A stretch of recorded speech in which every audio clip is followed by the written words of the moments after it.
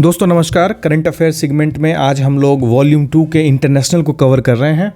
Volume 2 international का already 2 video आ चुका है, प्लेलिस्ट में जाके उसको देख सकते हैं। आज हम लोग जो करेंगे वो बेसिकली रैंकिंग ख़त्म करेंगे, उसके बाद कुछ इंपॉर्टेंट पर्सन और प्लेसेस न्यूज़ है जो हम थोड़ा सा एक्सटेंड करने की कोशिश करेंगे। एक लेक्चर और हो जाए, एक वीडियो और हो जाए, ताकि चीज़ें कम कम रहती हैं। तो अभी देखो समय भी बहुत है ना, इतना समय है कि कंप्लीट किया जा सकता है और रिवाइज भी अच्छे से किया जा सकता है। तो इत्मीनान से पढ़ना है। करंट अफेयर एक बार में अगर 50 पेज पढ़ लोगे ना तो अगले दिन तुमको एक चीज़ भी याद नहीं रहेगा। अगर धीरे धीरे करके पढ़ोगे डेली बेसिस पे, आधे घंटे, 1 घंटे, 2 घंटे, तो उससे रिटेन होगा चीज़। और बार बार रिवाइज करना। तुम्हारे पास तो वीडियो है, वीडियो खोल के करंट अफेयर बुक ओपन कर लेना, तो उससे क्या होगा, तुमको इंसाइट्स मिलता रहेगा। फटाफट आगे बढ़ते रहोगे, जो भी एक्स्ट्रा चीज़ है उसमें नोट करते जाओ।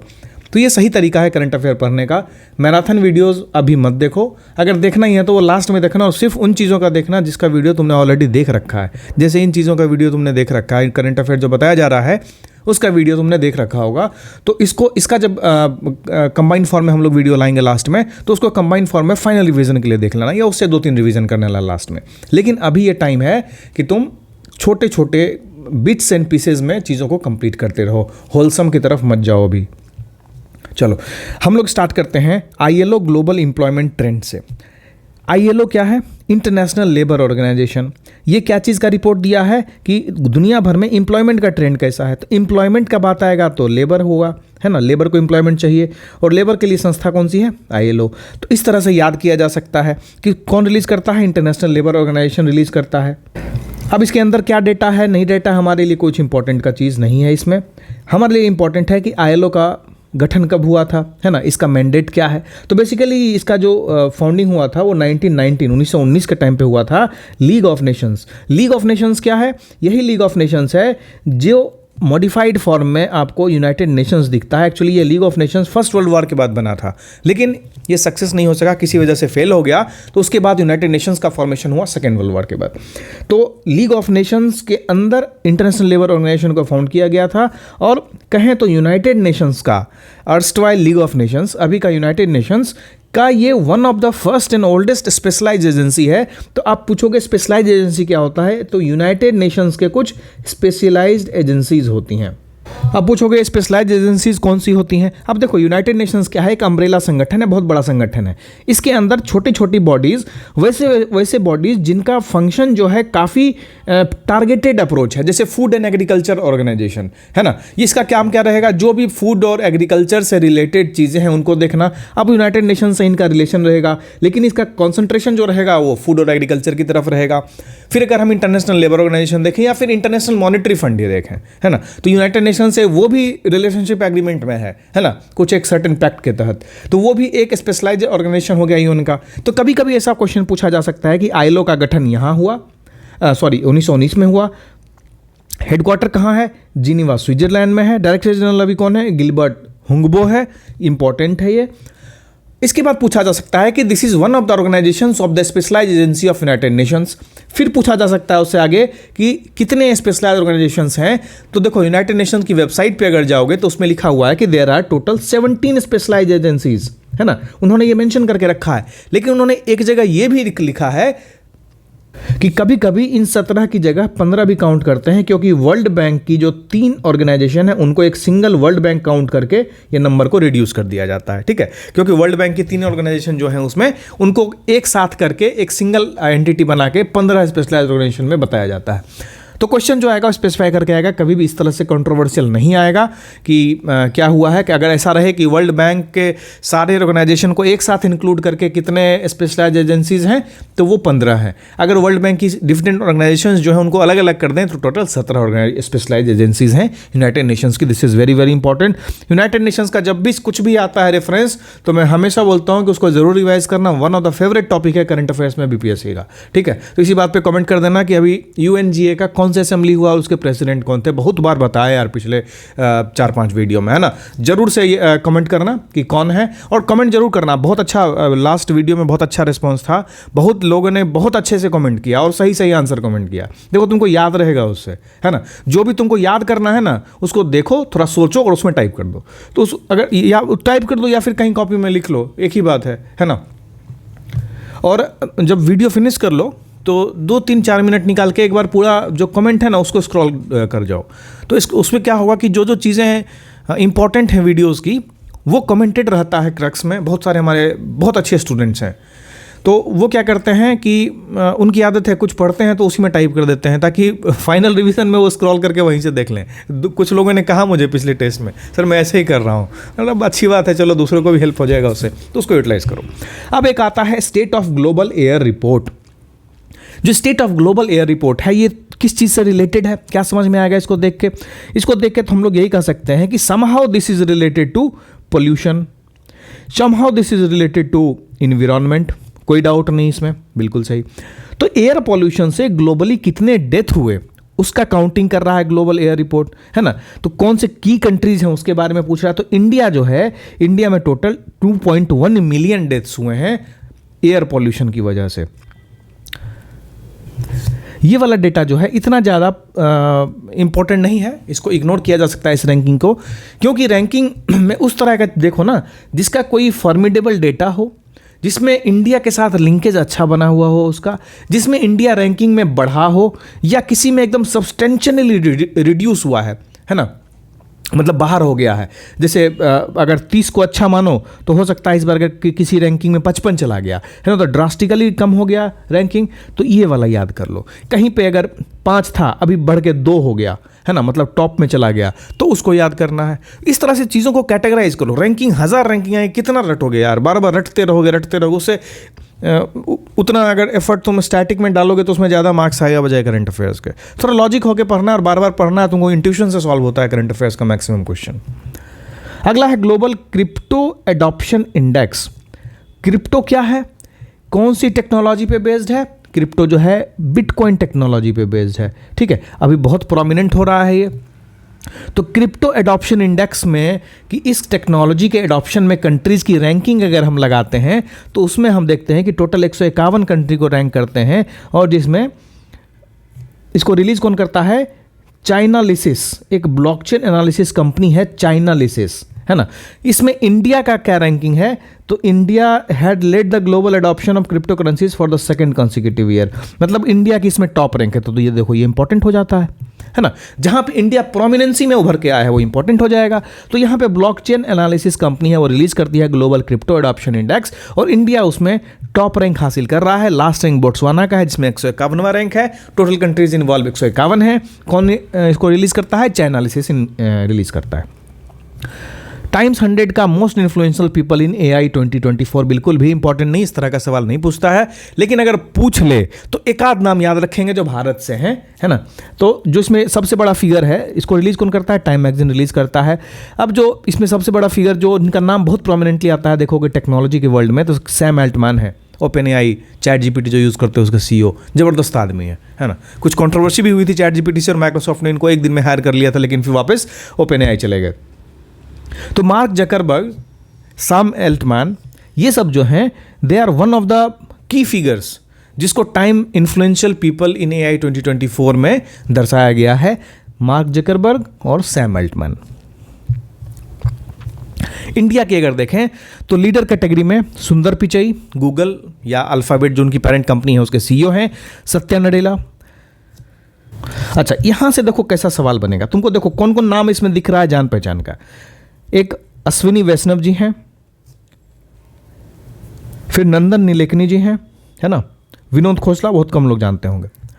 ऐसा पूछा जा सकता है कि अश्विनी वैष्णव का नाम अभी टाइम्स 100 इन्फ्लुएंशियल पीपल में आया, कौन सी कैटेगरी से वो नामित हैं? तो वो शेपर्स कैटेगरी में है। शेपर्स कैटेगरी में इनके अलावा और कौन कौन है? नंदन नीलेकनी है, विनोद खोसला है, अमनदीप सिंह गिल है, ठीक है।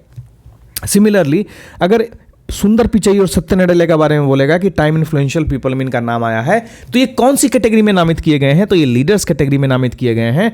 और अगर हम बात करते हैं सैम एल्टमैन और मार्क जकरबर्ग की, तो ये फाउंडर और को फाउंडर वाला जो कैटेगरी है उसमें नामित किए गए हैं।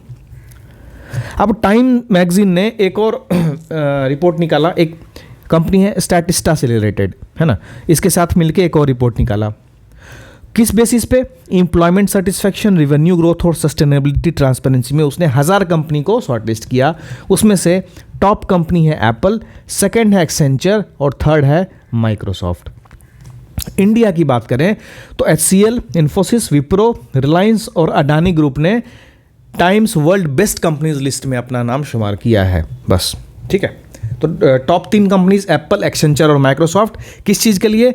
Times world's best companies 2024। India की कौन कौन सी कंपनी इंक्लूडेड है उसमें? इंडिया की कंपनी देखें तो HCL technology, Infosys, Wipro, Reliance industries and Adani. अब आता है global cyber security index 5th edition. ये बहुत इंपॉर्टेंट है। 2 रीज़न है इसका। एक रीज़न तो देखोगे अभी बहुत ज़्यादा इंक्रीज हो रहा है AI और साइबर सिक्योरिटी वगैरह का। दूसरा चीज़ ये, इंडिया में अभी काफ़ी ज़्यादा पुश हो गया है साइबर सिक्योरिटी को लेके। हमारा जो एक सेंट्रल संस्था है ना, जिसका नाम कमेंट करोगे, एक सेंट्रल ऑर्गेनाइजेशन है जो इंडिया में साइबर सिक्योरिटी को देखती है। If you don't know just Google it. ठीक है, कमेंट करो, तुम्हारी इच्छा है कर दो तो अच्छी बात है, याद रहेगा लंबे समय तक। साइबर सिक्योरिटी को इंश्योर करने के लिए इंडिया में कौन सी एक सेंट्रल संस्था है, इसका नाम कमेंट करोगे। इसको रिलीज कौन करता है? इसको रिलीज करता है इंटरनेशनल टेलीकॉम यूनियन। कितने कंट्रीज़ को मेज़र करता है? 194 कंट्रीज़ को मेज़र करता है।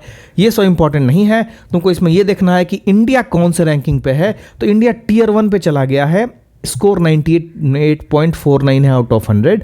तो जो टियर 1 होता है ये हाईएस्ट कैटेगरी होता है जिसमें टोटल 46 कंट्रीज़ हैं, है ना। तुम ऐसे भी पढ़ सकते हो, लेकिन मैं ऐसे नहीं पढ़ता हूँ। मैं ऐसे पढ़ता हूँ कि तुमको चीज़ें समझ में आए।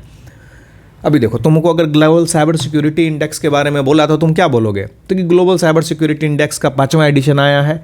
इस 5वें एडिशन में टोटल 194 कंट्रीज़ को ये किया गया, रैंक किया गया है। इसको जारी कौन करता है? इंटरनेशनल टेलीकम्युनिकेशन यूनियन करता है। इंडिया की क्या पोजीशन है? इंडिया टियर 1 में है। अच्छा भाई, टियर 1 क्या है? तो टियर 1 जो है वो हाईएस्ट कैटेगरी है जिसमें ऑलरेडी 46 कंट्रीज इंक्लूडेड हैं। तो इंडिया के मार्क्स कितने आए हैं? तो इंडिया के मार्क्स को अगर देखोगे that is 98.45 out of 100।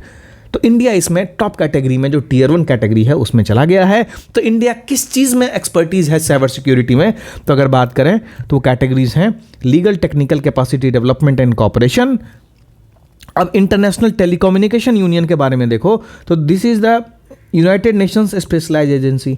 Just हमने बात की 17 और 15 जो हमने बात की कि कितने स्पेशलाइज एजेंसीज हैं, तो वो इंटरनेशनल टेलीकम्युनिकेशन यूनियन भी is one of the specialise agency of united nations. इसका एस्टैब्लिशमेंट बहुत पहले हुआ था, लीग ऑफ नेशंस से भी पहले हुआ था 1865 में।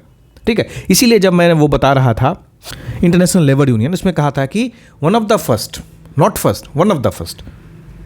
इसकी मेंबरशिप 193 है, हेडक्वार्टर जिनीवा स्विट्जरलैंड में।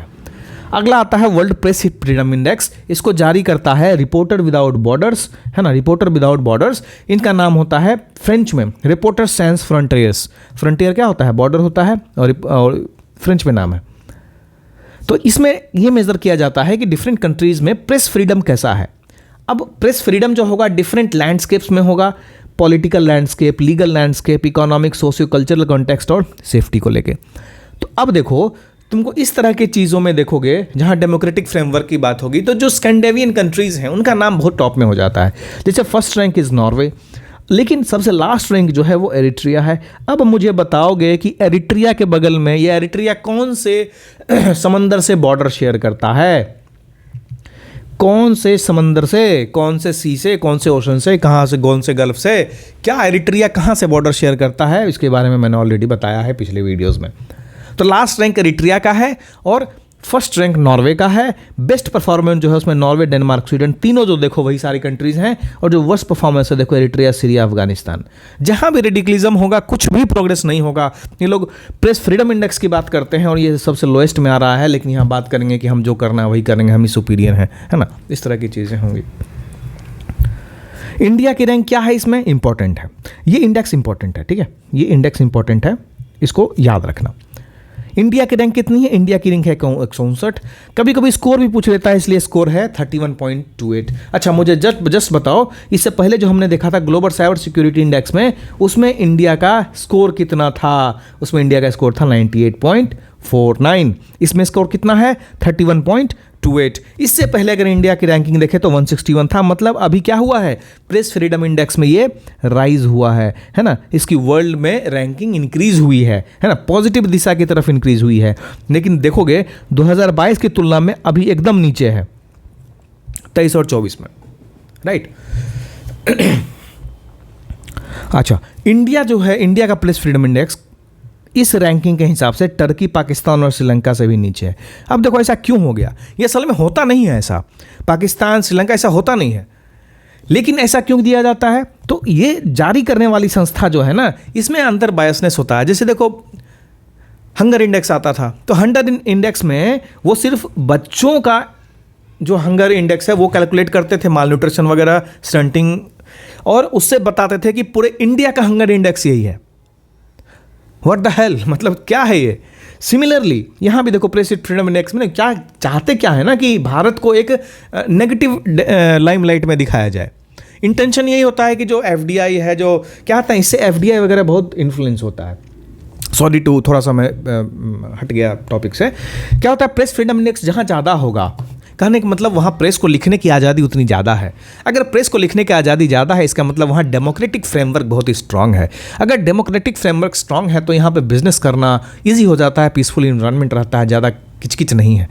जहाँ पे प्रेस फ्रीडम इंडेक्स कम है, वहाँ ये माना जाता है कि वहाँ पे कुछ ना कुछ इश्यूज़ हैं, सरकार का बहुत हस्तक्षेप है हर चीज़ों में, सही चीज़ें बाहर नहीं निकलती हैं। तो वहाँ के अंदर की सिचुएशन, अभी जैसे मैं अगर इंडिया में बैठा हूँ, मुझे लंदन में इन्वेस्ट करना है, तो मुझे वहाँ की सिचुएशंस के बारे में किसी ऑर्गेनाइजेशन से ही पता लगेगा। तो ये ऑर्गेनाइजेशन जो यही होती हैं, यही करती हैं। लेकिन कभी कभी क्या होता है कि ये जो रिपोर्ट निकालती है बायस्ड रिपोर्ट होती है। बहुत सारे रिपोर्ट हमने देखा पिछले कुछ सालों में बंद हो गया, इन्हीं सब वजह से। पैसा खाते हैं वो, बड़ी बड़ी देशों से, बड़े बड़े कंपनियों से पैसा खाते हैं दूसरे देशों को परेशान करने के लिए, उनको गलत दिशा में दिखाने के लिए।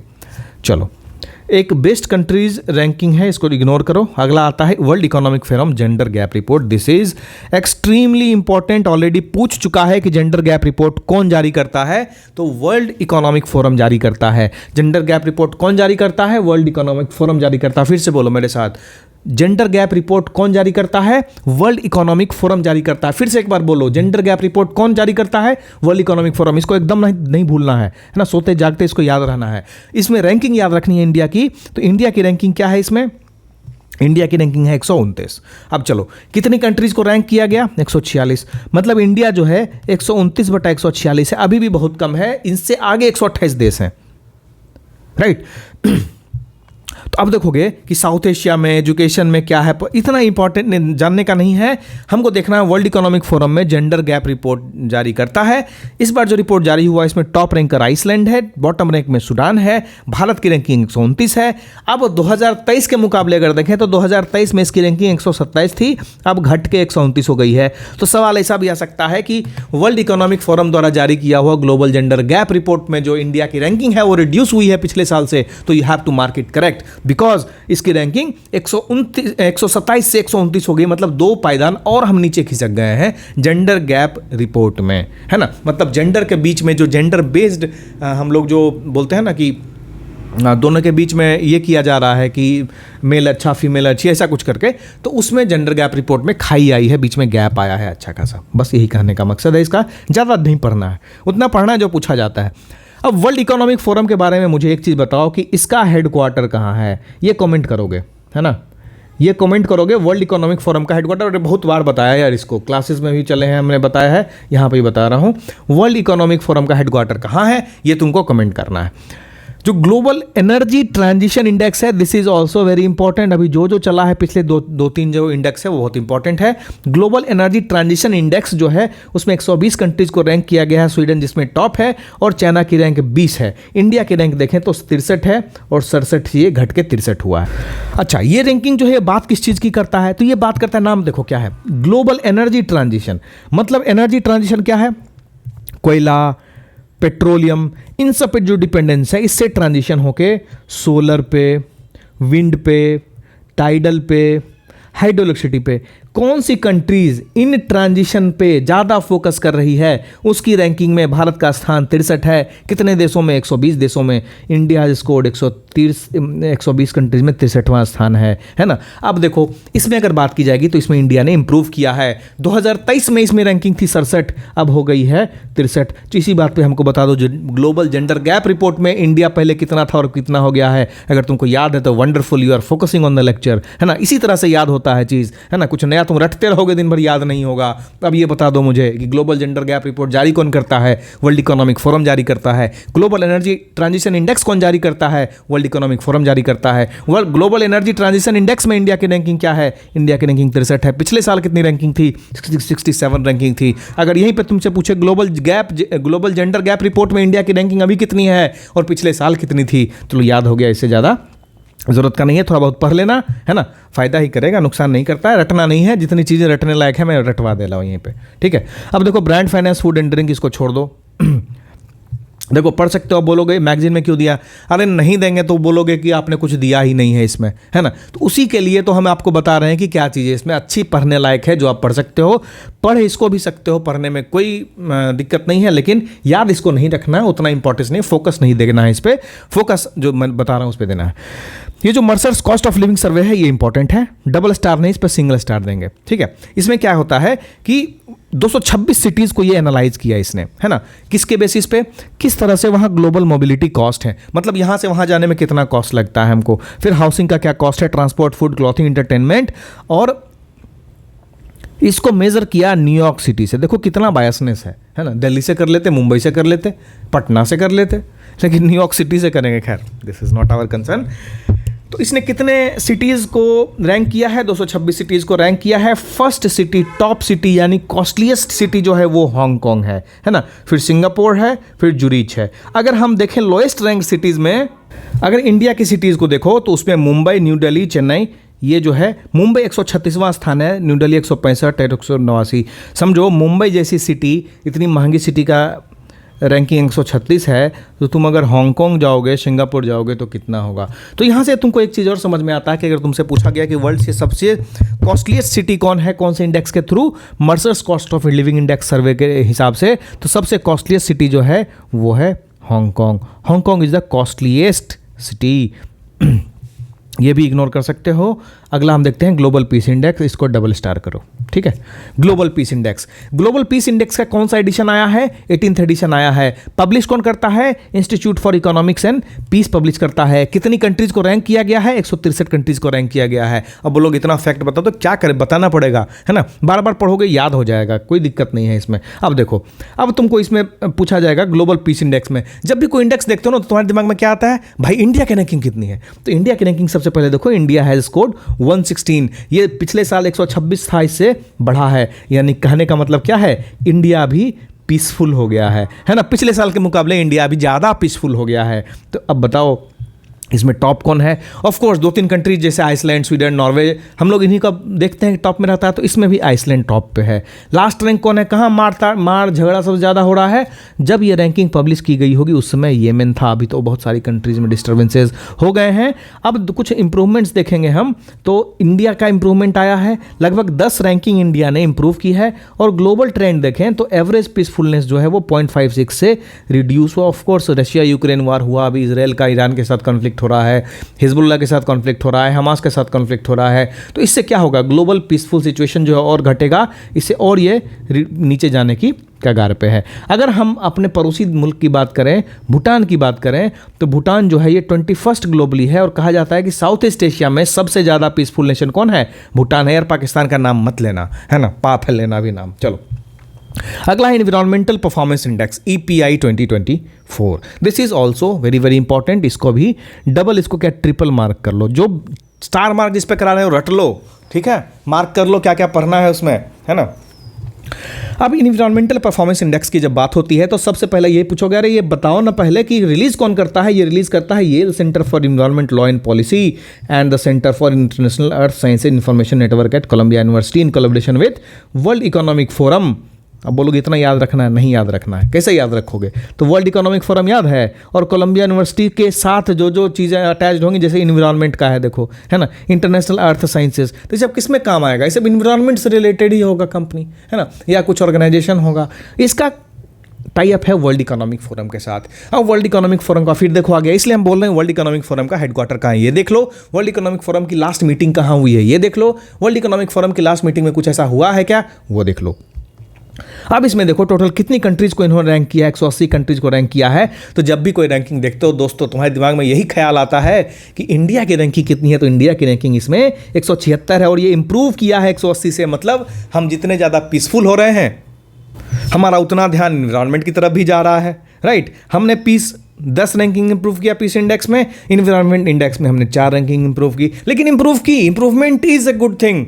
कितना भी इंप्रूवमेंट करो but improvement shall be there, है ना। धीरे धीरे स्लो सनह ही चीज़ें बढ़ती हैं, है ना। तो इंडिया की रैंकिंग कितनी है, 176 रैंकिंग हो गई। टॉप कौन है, एस्टोनिया है। लास्ट कौन है, वियतनाम। नहीं जानना है, टॉप जानना है। पॉजिटिव चीज़ है, टॉप जानना है। नेट जीरो टारगेट अगर देखें तो इंडिया का नेट जीरो टारगेट बोलो कब का है, यहाँ से बहुत बढ़िया सवाल बनता है, इसको कमेंट करो। कुछ 2050 है या 2070 है, तुम मुझे बताओगे नीचे कमेंट करके कि क्या है ना।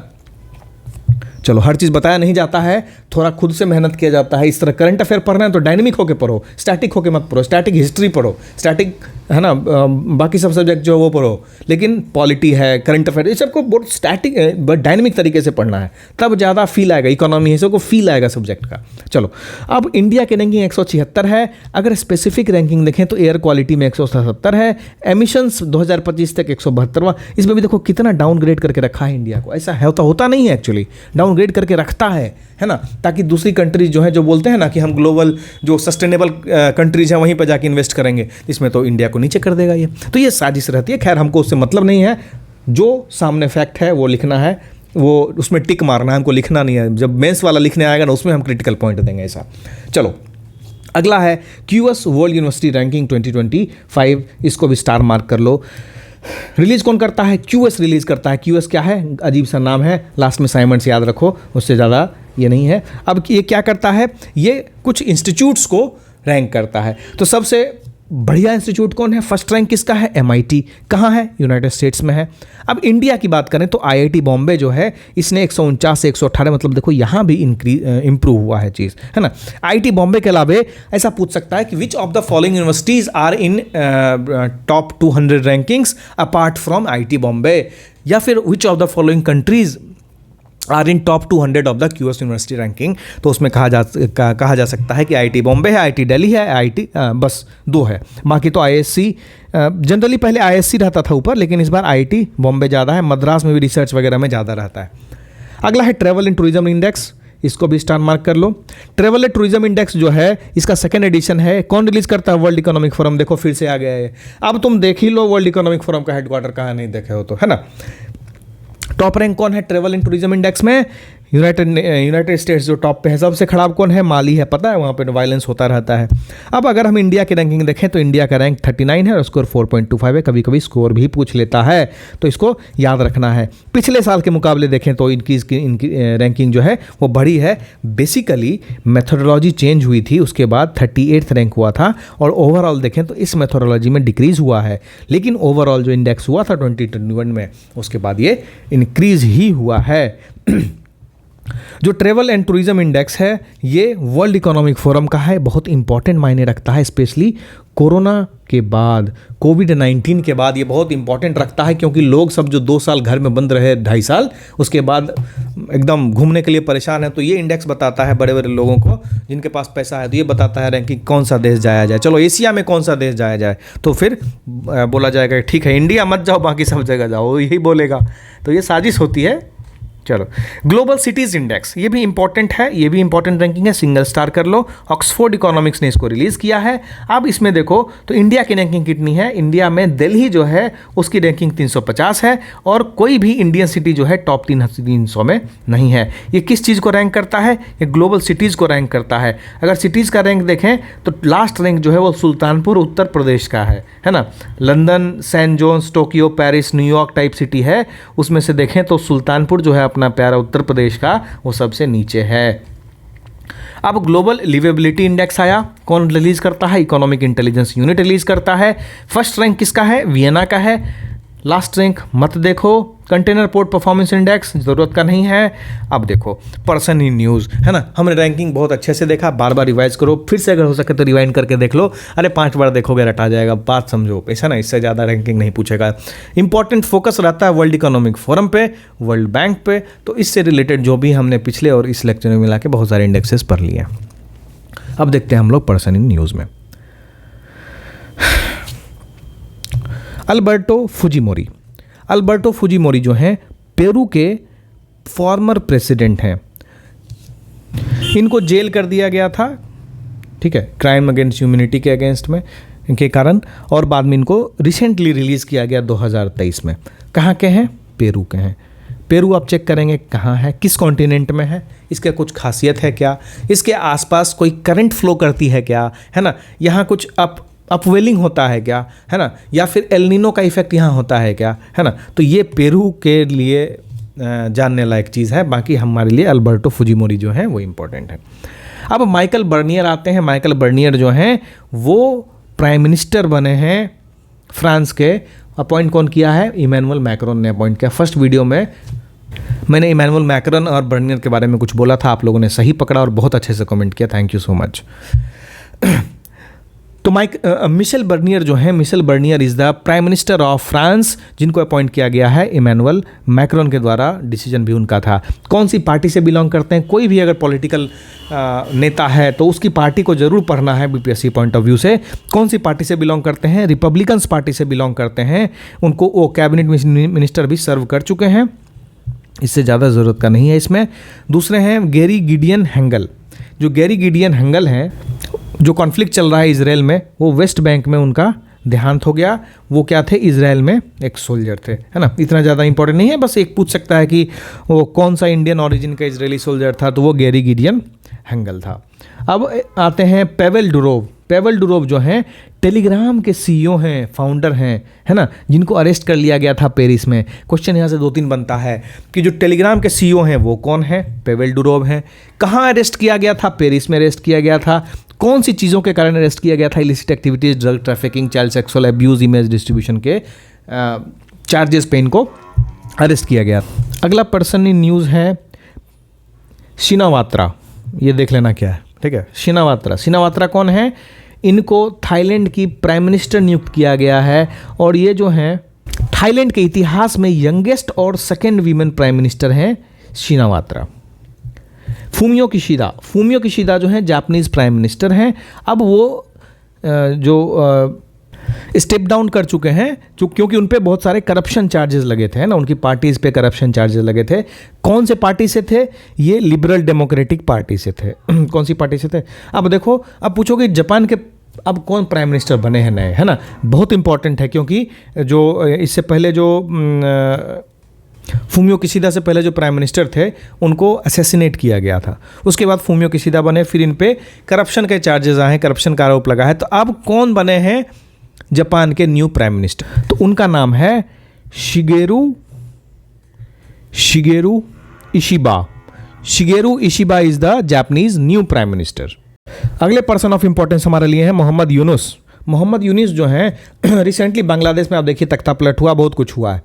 तो उसमें जो सत्ता संभालने वाले कौन हैं? सत्ता संभालने वाले मोहम्मद यूनुस ही हैं। ये बांग्लादेश का जो अब इंटरिम गवर्नमेंट है, चुनाव से पहले जो सरकार बनी हुई है, उसके एडवाइज़र हैं, कहे तो सर्वे सर्वा यही हैं अभी मोहम्मद यूनुस। और ये जो है एक नोबल ल्यूरेट रह चुके हैं। अब इनको नोबल प्राइज़ जो मिला है, नोबल पीस प्राइज़ मिला था। एक बैंकर टू द पुअर इन्होंने किताब लिखी थी, और इनको बैंकर टू द पुअर के नाम से जाना भी जाता है। तो इनको और इनके ग्रामीण बैंक दोनों को नोबेल पीस प्राइज़ मिला था 2006 के टाइम पे। अब यहाँ से सवाल पूछ सकता है कि बैंकर टू द पुअर के लेखक कौन है? बैंकर टू द पुअर किसको जाना जाता है? तो मोहम्मद यूनुस को जाना जाता है। कौन सी कंट्री से बिलोंग करते हैं? वेस्ट बंगाल से बिलोंग करते हैं, बांग्लादेश से बिलोंग करते हैं। और अभी वहाँ क्या है? तो वो वहाँ के जो इंटरिम गवर्नमेंट है उसके चीफ एडवाइज़र। अगली पर्सनालिटी हैं वो हैं इब्राहिम रईसी। इब्राहिम रईसी जो थे वो ईरान के प्रेसिडेंट थे, जो हेलीकॉप्टर क्रैश में उनका डेथ हो गया। अब उनका डेथ कब हुआ? 19 मई को हुआ। ये बेसिकली तब हुआ जब तेहरान ने इजराइल पे मिसाइल और ड्रोन अटैक किया था, उसके बाद इनका देहांत हो गया था। ठीक है, ज़्यादा इंपॉर्टेंट नहीं है। डॉक्टर जॉर्ज मैथ्यू जो हैं इंडिया से बिलोंग करते थे, इंडियन ओरिजिन के थे, और उन्होंने यूएई के हेल्थ केयर सिस्टम को ट्रांसफॉर्म करने में काफ़ी हेल्प की। तो यूएई ने रिसेंटली इनके नाम पे एक स्ट्रीट बनाया है, डॉक्टर जॉर्ज मैथ्यू स्ट्रीट। ठीक है। जूलियन असांज कौन है? जूलियन असांज यूके प्रिजन से छोड़ दिया गया इनको। ये विकिलीक्स के फाउंडर हैं। ठीक है। विकीलीक्स के फाउंडर हैं, तो विकीलीक्स से किसको रिलेट किया जाता है? जूलियस असांज को रिलीज किया जाता है। कब उनको छोड़ा गया? 24 जून 2004 को छोड़ा गया उनको। एक जरा शतावरी हैं। जरा शतावरी जो है world first beauty pageant for AI generated models, यानी the miss AI pageant. AI क्या क्या करवा रहा है अभी देखो, है ना। रियल आदमी को मिल नहीं रहा था, वर्चुअल को अब मिस पीजेंट अवार्ड दे रहे हैं। ये इंडिया से बिलोंग करती हैं और ये एक डिजिटल क्रिएटर हैं, मतलब जो चीज़ों है ना उससे डिजिटल क्रिएटर हैं और बहुत चीज़ में ये इनका योगदान रहा है, कहें तो डिजिटल वर्ल्ड दुनिया में। इस वजह से इनका नाम सेलेक्ट किया गया है इस अवार्ड के लिए। इससे आगे हम लोग अगले वीडियो में देखते हैं। Bye bye.